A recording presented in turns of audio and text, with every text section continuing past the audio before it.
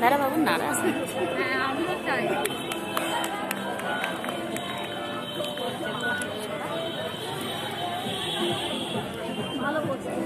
সুন্দর করছে না ভিডিওটা, ভালো করো। ভালো বললে আর ভালো হবে না, হবে হবে, খুব সুন্দর করছে।